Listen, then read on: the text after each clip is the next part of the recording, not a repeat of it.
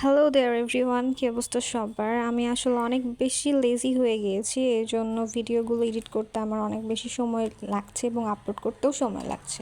তো আজকের রেসিপি হচ্ছে বোয়া ভাত, যেটা আমি অনেক আগে একবার আমার টাইমলাইনে শেয়ার করেছিলাম, বাট কিভাবে রান্না করেছি এটা পুরো বৃত্তান্ত আর কি আপনাদের সাথে শেয়ার করা হয় নাই। তো আজকে ভাবলাম এভাবে শেয়ার করে দেই। তো প্রথমে আমি কাঁচামরিচ, পেঁয়াজ ভেজে নিচ্ছি, গোটা জিরা দিয়ে একটু ভেজে নিলাম।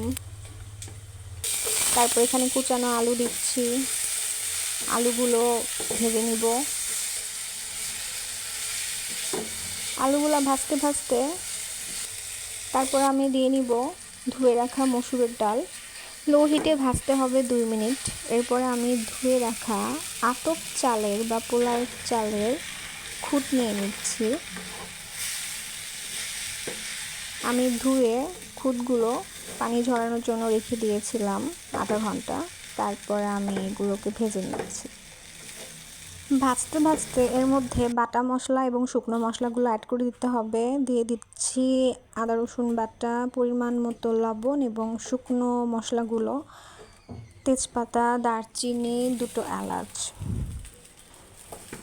তারপরে আমি দিয়ে দিব এর মধ্যে শুকনা মরিচ। আপনারা ঝাল কতটুকু খাবেন সেই পরিমাণ মতো এর মধ্যে কাঁচামরিচ এবং শুকনা মরিচ ফালি অ্যাড করে নেবেন।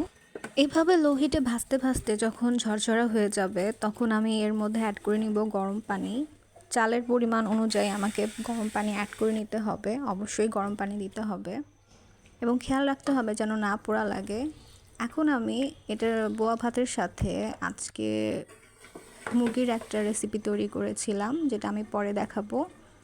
তো এখন আমি বোয়া ভাতটা বলক আসলে পরে খুব মৃদু আছে দমে দিয়ে রান্না করে নিয়েছি। প্রায় আমার সময় লেগেছে আধা ঘন্টা, যেহেতু দমে ছিল। দেখেন কি সুন্দর কালার এসেছে, একদম সাদা ঝরঝরা।